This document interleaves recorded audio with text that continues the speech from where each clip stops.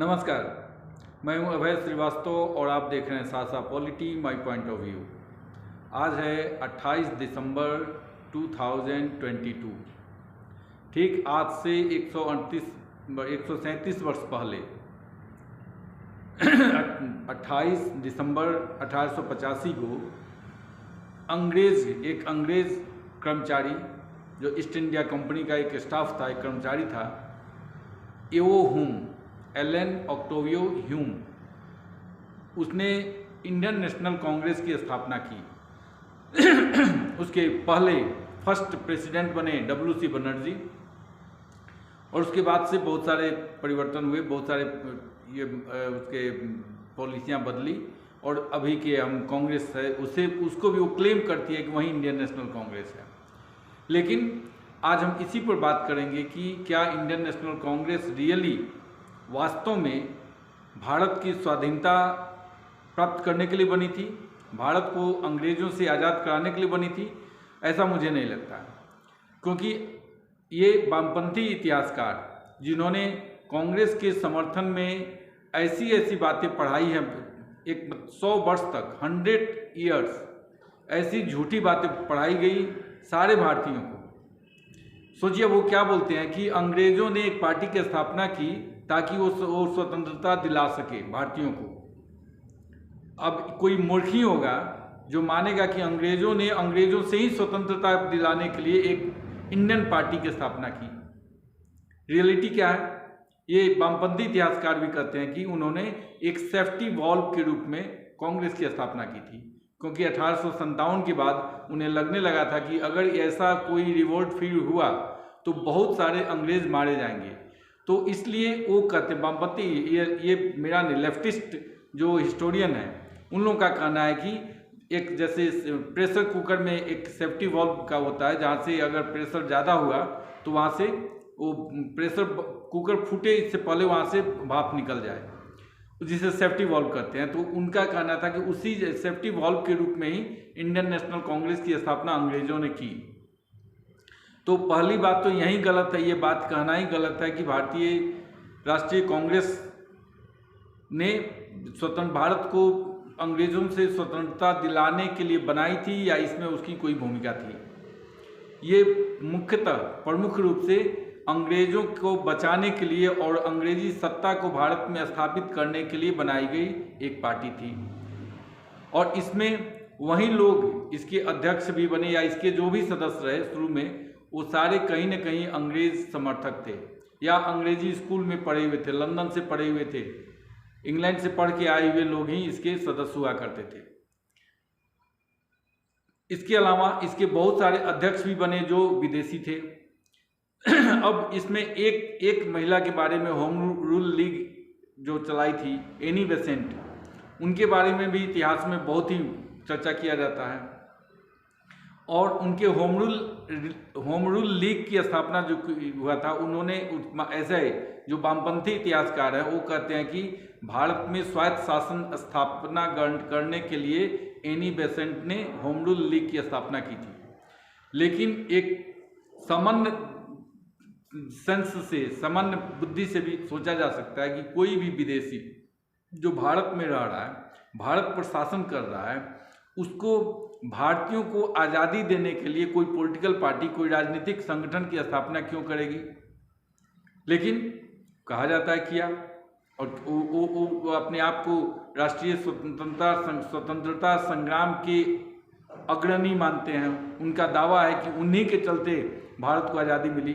खैर, इसके बाद इस पर हम आगे बात करेंगे। लेकिन ये आप जान लीजिए कि 1885 से लेकर के और 1930 तक, यानी अपने स्थापना के 45 वर्ष तक कांग्रेस के संविधान में, कांग्रेस के कॉन्स्टिट्यूशन में या कांग्रेस के डिमांड में कहीं से भी स्वतंत्रता शब्द नहीं था।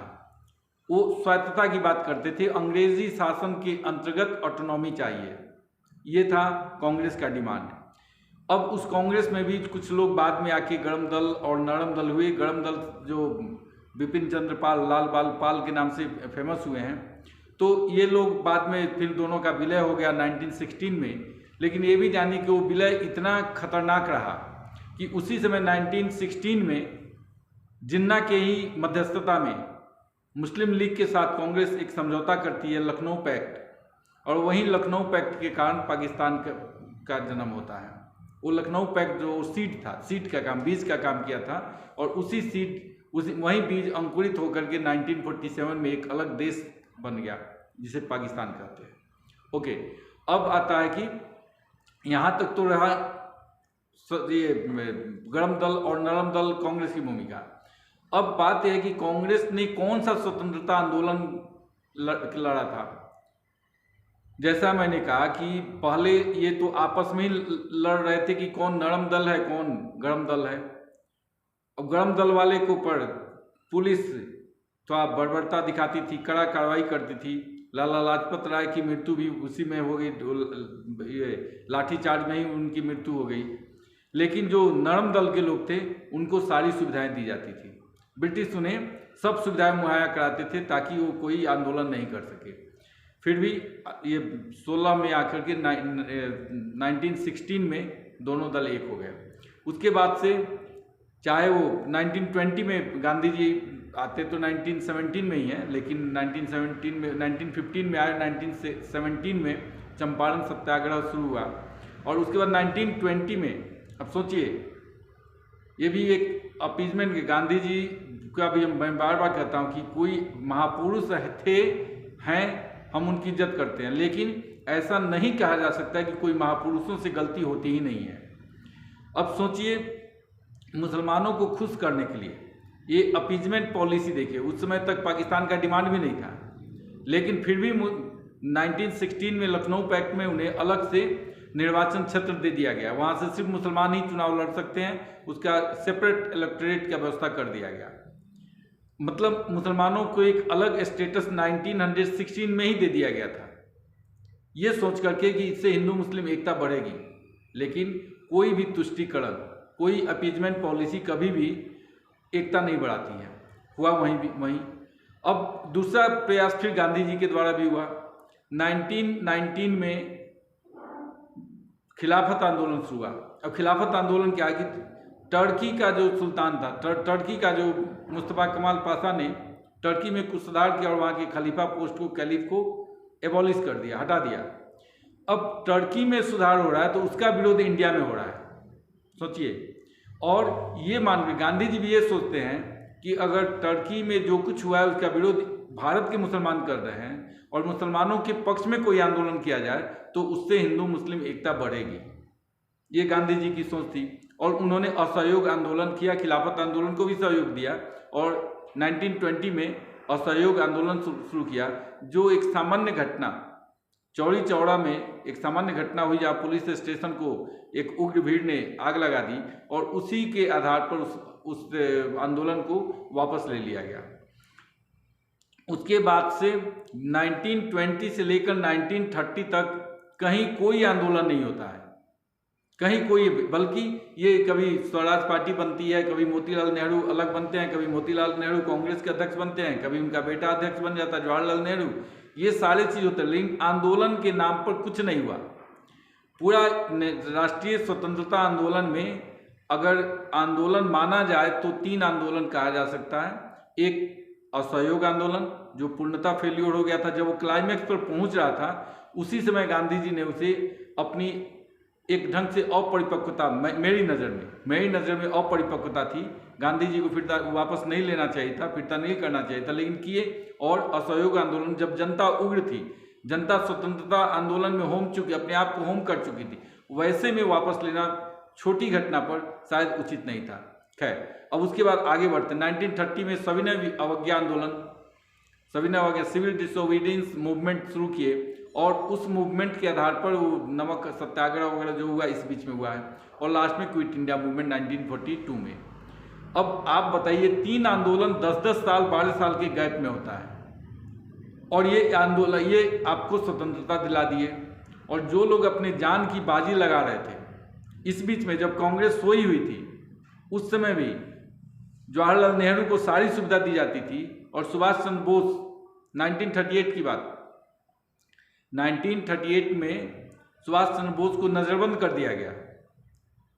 वहाँ से निकल के वो कैसे जर्मनी गए, कैसे रसिया गए, जर्मनी गए, वहाँ से आकर फिर जापान में आज़ाद हिंद फौज की स्थापना की, एक अलग विषय है। लेकिन उसके अलावा भी बहुत सारे ऐसे नेता थे जो अपनी जान की बाजी लगा रहे थे, लेकिन उनका कहीं जिक्र नहीं। जिक्र होता भी है तो एक सामान्य खाना पूर्ति की जाती है। राम प्रसाद बिस्मिल थे, अशफाकुल्ला खां थे, चंद्रशेखर आज़ाद, भगत सिंह, ऐसे बहुत ये कुछ गिने चुने नाम हैं। ऐसे बहुत सारे लोग थे जिन्होंने अपनी जान की बाजी लगाई, लेकिन उन्होंने कभी ये क्लेम नहीं किया कि उन्हीं के चलते आज़ादी मिली। अब देखिए, चंद्रशेखर आज़ाद, अशफाकुल्ला खां, राम प्रसाद बिस्मिल, भगत सिंह, ऐसे बहुत सारे क्रांतिकारी थे जिन्होंने अपनी जान की बाजी लगाई स्वतंत्रता पाने के लिए, और वो अपनी जान गंवाए भी। अब उनका योगदान को यहाँ तक कि बहुत दिनों तक खुदीराम बोस को जवाहरलाल नेहरू ने आतंकवादी कहा था, और बहुत दिनों तक कांग्रेस ने जो सिलेबस बनाया था उसमें भगत सिंह को भी एक आतंकवादी के रूप में दिखाया जाता था। ये अभी 4-5 साल हुए होंगे, शायद 10 साल हुआ होगा, जब भगत सिंह को ये शहीद का ये दर्जा दिया गया। इसके अलावा ऐसे भी बहुत सारे, अब डेमोक्रेसी की बात आती है। कांग्रेस कहाँ से डेमोक्रेटिक हो गई? जिस पार्टी की स्थापना एक तो अंग्रेजों ने की, और उसके बाद इनका कोई स्वतंत्रता आंदोलन में इनका कोई योगदान नहीं था। ये चूँकि अंग्रेजों के पिट्ठू थे, अंग्रेजों के चापलूस थे, अंग्रेज चाहते थे, इन्हें प्रमोट कर रहे थे ताकि जो भारतीय स्वतंत्रता सेनानी हैं वो उग्र नहीं हो जाए। उनकी उग्रता से अपने आप को बचाने के लिए वो इन्हें प्लेटफॉर्म के रूप में यूज करते थे, ताकि यहाँ पे आके लोगों का गुस्सा शांत हो जाए। अपना जो कुछ गुस्सा है उसको प्रकट करने का एक माध्यम कांग्रेस को बना रहे थे, और यही कारण है कि कांग्रेस को पूरा सपोर्ट मिल रहा था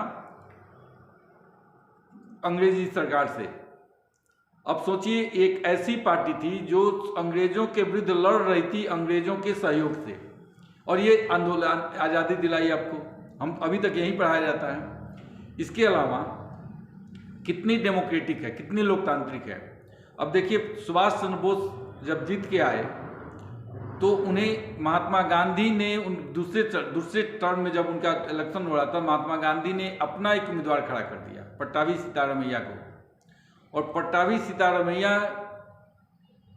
उन्होंने कहा कि जब हार गए पट्टाभी सीतारामैया, तो गांधी जी ने कहा कि पट्टाभी सीतारामैया की हार मेरी हार है, क्योंकि चुनाव के पहले उन्होंने कहा था कि चुनाव में सुभाष चंद्र बोस के विरुद्ध पट्टाभी सीतारामैया नहीं, बल्कि मैं खुद चुनाव लड़ रहा हूँ, महात्मा गांधी ने कहा था। इसके बावजूद सुभाष चंद्र बोस ने महात्मा गांधी के उम्मीदवार को हराया। हराने के बाद जो महात्मा गांधी की जो मंडली थी, उसको अभी के शब्द में कोटली कह सकते हैं, वो मंडली, चाहे उसमें उस समय के जो भी नेता रहे हों, उसमें मैं एक का नहीं कहता हूँ, उसमें चाहे सरदार वल्लभ भाई पटेल भी थे, जवाहरलाल नेहरू भी थे, और राजेंद्र प्रसाद भी थे। ऐसे बहुत सारे नेता थे जो कार्यकारिणी में थे, लेकिन वो लोग ऐसा वातावरण बना दिए कि सुभाष चंद्र बोस काम नहीं कर सके। अध्यक्ष अकेले किसी पार्टी में कुछ नहीं कर सकता है। अगर सारे कार्यकर्ता और सारे पदाधिकारी उसको असहयोग करने लगे तो एक अकेला अध्यक्ष क्या करेगा? लास्ट में बाध्य होकर के सुभाष चंद्र बोस को रिजाइन करना पड़ा, इस्तीफा देना पड़ा। अब आप सोचिए कि एक कैसी लोकतांत्रिक पार्टी है कि चुनाव जीतकर आए हुए अध्यक्ष को उसी के कार्यकर्ता, उसी के अन्य नेता, उसी के कार्यकारिणी के सदस्य उसे सहयोग नहीं करते हैं। उसके बाद भी कहा जाता है कि कांग्रेस लोकतांत्रिक पार्टी है। अब ये सिस्टम आया 1947 तक, तो चलिए ठीक था। और एक बात मैं क्लियर कर दूं कि स्वतंत्रता आंदोलन में कांग्रेस का कोई योगदान नहीं था, कोई योगदान नहीं। इनका एक ही योगदान था कि इन्हें अंग्रेजों का समर्थन प्राप्त था और अंग्रेज इन्हें प्रमोट करते थे ताकि लोगों का गुस्सा को शांत किया जा सके। ये एक ऐसा प्लेटफॉर्म बने हुए थे जहां पर लोग अपने गुस्सा को प्रकट करते थे, इतना ही था। अब 1947 के बाद जब सरदार वल्लभ भाई पटेल 1946 में सरदार वल्लभ भाई पटेल को सभी प्रांतीय कमेटियों ने अपना वोट दिया, उसके बावजूद जवाहरलाल नेहरू को प्रधानमंत्री बना दिया गया, जबकि ये प्रश्न स्पष्ट था कि अगर जो भी कांग्रेस का अध्यक्ष होगा 1946 में वही प्राइम मिनिस्टर बनेगा। और उसमें सरदार वल्लभ भाई पटेल को मेजॉरिटी था, लेकिन गांधी जी के कहने पर ही तो 2 जगह सुभाष चंद्र बोस के अगेंस्ट भी गांधी जी और यहाँ सरदार वल्लभ भाई पटेल को भी बहुमत का समर्थन, लेकिन जवाहरलाल नेहरू को बनाया गया। फिर भी गांधी जी को लोकतांत्रिक माना जाता है, हम उनका अनादर नहीं कर सकते हैं। गांधी जी ने बहुत कुछ किया, बहुत ठीक है, उनके विचारों से आप असहमत हो सकते हैं, सहमत हो सकते हैं अपनी जगह पर, लेकिन जो हुआ उसको तो बताना पड़ेगा। इतना तो श्योर है कि हाँ, सरदार वल्लभ भाई पटेल जीते थे, लेकिन उनकी जगह पर जवाहरलाल नेहरू को बनाया गया। अब जवाहरलाल नेहरू के बाद जब उनका निधन हो गया, उसके बाद कुछ दिनों के लिए लाल बहादुर शास्त्री और गुलजारी लाल नंदा प्रधानमंत्री बने, और जैसे ही इंदिरा गांधी आती हैं, उस बीच का कुछ टर्म 1-2 वर्ष हटा दीजिए तो बाकी मतलब 64 से लेकर के और 66 तक 2 साल का, 2 साल ही दूसरे लोग प्रधानमंत्री बने हैं। उसके बाद इंदिरा गांधी आई और गांधी परिवार का पूरी तरह से कांग्रेस पार्टी पर कब्जा हो गया। अब एक वंशानुगत पार्टी, माँ के बाद बेटा, बेटा के बाद उसका बेटा और बेटा के बाद उसकी बेटी, ये ऐसे अध्यक्ष बनते हों, फिर भी वो अपने आप को बहुत ही लोकतांत्रिक पार्टी कहती है और कहती है कि भारतीय स्वतंत्रता संग्राम में, भारत के विकास में, भारत को आज़ादी दिलाने में उसकी महत्वपूर्ण भूमिका है। कैसी भूमिका है अब ये व्यूअर तय करेंगे, या जो जानते हैं वो बताएंगे कि यहाँ कांग्रेस क्या क्या भूमिका है। कांग्रेस ने दिया है, कांग्रेस ने क्या दिया है? सांप्रदायिकता, सिखों के साथ सिखों का कत्लेआम, मुसलमानों को ये 75 वर्ष से डरा के रखा गया, भारतीय जनता पार्टी और हिंदुओं के अगेंस्ट में भड़काया गया, जाति जाति में बांटा गया। जो भी राजनीति के थोड़ी सी भी जानकारी उन्हें जाकर देखिए पहले क्या होता था, हरिजनों का एक नेता, कुर्मी का एक नेता, यादव का अलग नेता, ये सारी अभी जो हम देखते हैं ये एक्चुअली कांग्रेस ने ही शुरू किया था। यहाँ तक कि गुजरात में आज जो आप देखते हैं हिंदू, उसमें भी खाम चलता था, खाम, वो भी जाति आधार पर। उसमें वहाँ पर कौन सा जाति का है, दलित कौन है, मुस्लिम कौन है, उसका एक ग्रुप बना करके अभी भी लालू यादव और मुलायम सिंह यादव माई मुस्लिम यादव का समीकरण बनाते हैं। तो ये जो लालू यादव या मुलायम सिंह यादव है जो भी करते हैं, ये सीखे कांग्रेस से ही हैं।